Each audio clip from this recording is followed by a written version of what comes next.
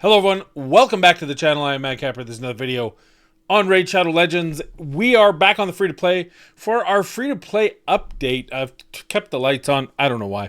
Sometimes it's just more fun having the lights on. That's all I'm going to say.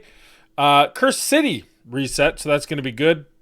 We didn't log in after 6 last night, so we're in our daily login rewards. Obviously, we kept ourselves in the tier 5, which is always nice. It gets a little bit tricky at times. And I will say it highlights a major issue with the entire arena scope, top to bottom, in my opinion. It's we get to the point where we can now get there too early, but then it becomes increasingly more difficult to stay, even though we objectively have better accounts than we started with, which is, I find, very interesting. And maybe not in a good way, but definitely very interesting. I'm not quite sure I understand their logic rather than fixing the missions. This has all been about the missions. The missions are broken because Arena is not what Arena was 6 years ago, and it just makes it more difficult. But they then decided to make it easier, and you could actually play with it. So your player power kind of really determines where you are in the arena scope. So when I come in here, and there is variance, I can tell, but for the most part, it gives me some champions that I can fight, some teams I can fight. Some teams, like, all these are in the 80s. I don't know, maybe I can beat them, maybe I can't. But they don't give you, this is probably not a good one for me, but we'll fight it. We'll fight it anyway, whatever. We're going to lose points. Ooh. So it really disincentivizes me to fight on day one, on a Monday, because what invariably happens is what you see here. I fight more teams that I'm not equipped to fight. And then I guess at some point it decides, okay, now you can fight. Now you're good. And it does make it very difficult, in my opinion, to fight a proper fight. I don't know if that makes any sense, but you see what happens here. Like, this isn't a team. I'm 68, 69. That's my level. So why am I fighting someone in their world that was, they're supposed to be leveling this, and now I'm fighting a team that's 15, 16 levels with clear greater progression than me. I mean, they're sitting with Mithrala. That alone should tell you where they are versus where I am in progression. I'm 65, they're 86. They're 21 levels ahead. Probably shouldn't have fought them at all. But, you know, we've got all teams. You've got all these Mithrala teams. You've got all these big teams. And then you give me, like, teams like this here. And it really, like I said, disincentivizes. And really, it incentivizes me to just hit refresh a few times and do this. And I think it's broken. Not so much for that side of things, because whatever. It's all virtual. It all doesn't matter. It doesn't matter if I do good or not. Me doing well or not doesn't change anything for them, especially on a free-to-play, though arguably they don't know who's going to be and who isn't going to be free-to-play. And their goal is to get me to spend. And if their goal is to get me to spend, maybe I'll spend, even, hey, 5 diamonds is 5 diamonds, right? So it's just something I kind of wanted to mention off the top. Not really that important. I was close to jumping up to, actually, I dropped from bronze 3 to 2. I'm not quite actually sure when that happened. It obviously didn't happen this past week. And I didn't get my bars, so apparently I didn't finish 10. I must have missed 10. I thought I had 10. My bad. Anyway, we were out with work for the last day, or for the last week and a half. We're back, but you can see that kind of puts a little bit of strain on things. There's a new fusion, and I've actually got Artor ready to go here. I'm not gonna get him until clan versus clan tomorrow. That'll give me some points. The new fragment, I'm obviously not going for it. I've seen conflicting. I've heard that he does smack pretty nicely, but everyone smacks pretty nicely. So I would say, unless you're just jonesing for someone who hits hard, either for Shadowkin or for some kind of specific area, for most of you, it's probably as much of a pass as anything else. That said, if you can do it, I wouldn't see any point in not doing it. If you have the resources and you're not worried about saving for the next one, I think you're good to go. So with that said, where are we in progression? Our main progression, well, let's check out what we got in the clan. Maybe we got a nice juicy something. My main progression, I've been steadily pushing my stats on my gear here. I probably should, I don't know. I wasn't paying attention.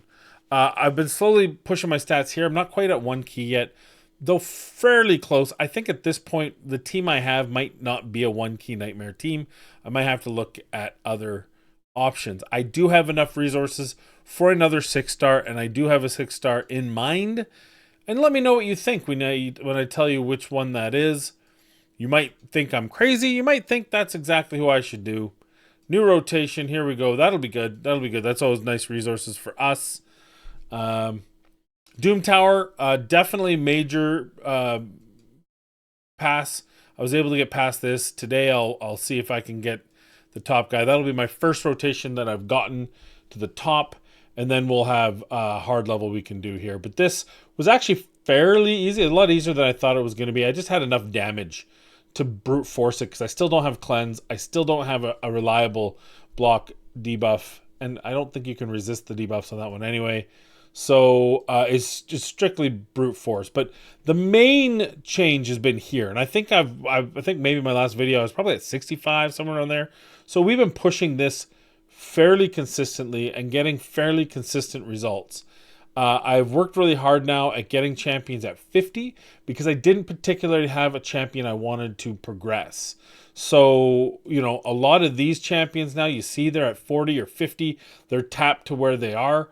I'll probably slowly be taking these up to 50 as I see fit to get Faction Wars resources and just push Faction Wars a little bit further. My goal would be to get every Faction Wars so that I'm farming the potential to have legendary resource. Legendary, whatever, the forge resources. Because as I think we've all learned, is that the dungeons are useless in this game. At my level, they're not. But very soon, hopefully, I can get to the point where they are useless. And that's because specialty gear is just that much more important. And it's gotten to the point where it is insurmountably and irrevocably better than anything you can get from gear in raids. And so all your focus, in my opinion now, is making sure you can maximize your opportunities for Slayer set, for Righteous set, Defiant even. That's the current set going on. Though, I mean, it's a 2-piece. It's a nice accessory to defensive-based champions. Bolster set, absolutely. Even Instinct, I like because it's got the speed plus. It's still 20% of enemy defense. A lot of people are like, ooh, it's only 20. It's only a 5% difference. And if you're talking someone like, someone like Rotos, bang. Lethal, it's obviously important. But the ones that you can control the best, that you can get the best outcomes on, are your perception and resilience. And that's based on Faction Wars. That's why I'm concentrating on that so much. I want my Faction Wars, I want every one of those Faction Wars to be at the point where I can get the resources I need to make, specifically perception gear. I can't, as a free-to-play player, I can only get so much of those other pieces. Some of that, of course, you can get from, I don't know, Chimera, maybe? I don't remember. I don't even remember where you get the other stuff. But it's probably a problem, but whatever.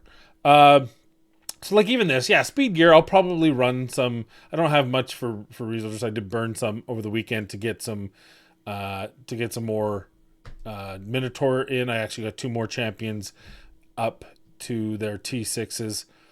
Nothing really changed in all this. My Fire Knight Castle, I'm still just a little shy on speed for Allure, and once I get about another, I'm going to say it's 20 speed. I'm sure I could figure out what it is, but I think it's 20 speed. Then this will drop by about a 45-second difference. And then after that, it's just gear. It's just how much more damage can I do from my damage dealers, which primarily are Thor and Alice. So that's where that's coming from. Nothing, no push here. Uh, Look, I try to push this. The problem is it's a 50-50 on her sleep. And that's like a 50% chance to not land and 50% chance to resist. Seems to be how it calculates for me. So I haven't been able to push any further there. I haven't even tried on Shogun. I'm not really worried about Shogun. I feel like the extra resources you get from Shogun are nice, of course, especially crit damage, resistance, and accuracy on the respective pieces.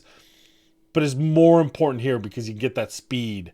You get that speed, you get that attack bonus, you get the crit damage on gloves. So I really would like to move Sand Devil forward. Right now I'm not there. I haven't even looked at there in Twins Fortress. It's dead to me. I don't care about it. But so let's talk about champions. You may have noticed it before, but I did get my first Void Legendary on a Yeet on the weekend. I was streaming, and I just thought, guys, let's just do this, and I did it. And we actually got Inithwe. Now, he's been power crept in the grand scheme of things, but considering he's my, eighth, 4, 5, seventh legendary? He's my seventh legendary. I'm pretty happy getting him. I'm not going to lie. I'm pretty happy. I'm pretty hyped getting him. That'll allow me to hopefully replace or supplement him in Arena. He is really just Arena and Ice Golem.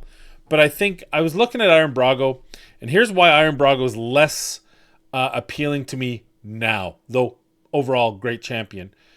Because I can't push his defense to the point where his passive is that impactful. When you can get 6+ K defense on a champion, that's impactful. That's another 600 defense on things like Clan Boss. That's pretty cool.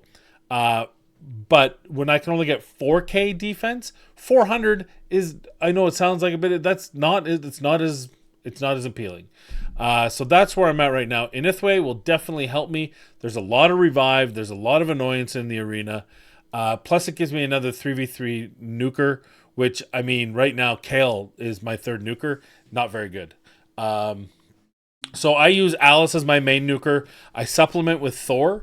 Thor's kind of built right now for his turn meter control and his decreased speed in things like Fire Knight. He definitely helps out in my spider runs. Although I have to take gear off him to be able to work it because he hits too hard now. But I this is, until I get better gear, this is kind of where he's at. And until I get better gear, this is kind of where she's at. Though, notably, I'd really like to get her back into Savage or Lethal. Probably Savage because, again, I'm not at the point where I can make a lot of other pieces of gear. But she's doing the job. She's hitting really hard even with this. I would like to get her back into that. Because right now she's 5,400. I basically gained 1,000 attack and about 40 crit damage to take her out of Savage gear. I think that Savage gear actually is now on. No, he's in the Lethal set. Someone has hit her gear. I think it's someone in here. You? No. You? Yeah, right there. That's pretty much, I mean, there's some of it went around, but I do like Clockway. So that's where we are. We're going to build out Inithwe tomorrow. Once CVC starts, I'm going to up these up to 16. Holding pattern, I got some silver, not a ton. I don't want to do a lot today. I'm going to do that tomorrow when Clan versus Clan starts, including getting our new legendary, who I was going to actually build him. And because I thought, you know what, for progression, this guy's got to be insane. I think I would just never die. I might take some long time to make runs, but this guy will make everything better. But the reality is, I think Inithwe helps me more specifically in areas that I need, including I would really like to push into Bronze 4, not go the wrong way, but I'd really like to push into Bronze 4 with the with 3v3. So that's kind of why Inithwe. So that's where we are. That's a big deal. Iron Brago's on the list. That Arturo, or whatever his name is, also on the list to 6-star. And then after that, I think I want a 6-star Allure because that's going to get me a banner, which potentially is going to be able to push her speed to faster Fire Knight, which is good, right? And then we've got a whole bunch of 50s to choose from. Tarshan is a major one. Lua's less important now with Inithwe, which is unfortunate because I did have her prep to go. Occult Brawler, still a possibility. Maybe he's the answer because he's so much more survivable. Maybe he's the answer in a long-term nightmare team. Certainly, if I ever get Demetha or another champion that can give me a true unkillable or block damage team, then I think Occult Brawler is just that much better. If I can get an ally attack team also, because then his A1 becomes much more deadly. So if I were to pull like a what's his name? Oh god, the ally attack epic, who everyone attacks but himself. Can't remember his name right now. The fat guy, the man of my people. So if I can get something like that or better, then I think we might reimagine our team. But for right now, honestly, we're getting consistent attack down out of Sawai. We're getting supplementary decreased defense. We're getting a big boy weaken, which is helping our damage because we took away the increased attack. We're getting buff extension, which helps us on especially force affinity, where we really struggle to land. He really helps there. He's helping me 2-key force affinity, which is one of the biggest things. It used to be inconsistent. Now it's pretty consistent. 2-key on force and almost a 1-key on spirit and about a 1.5 key on magic. So we'll take those. But I'd really like to be the point where I don't have to rely on affinity to get the most out of it, and that might even be replacing our big boy Taragi. I don't know if that'll happen.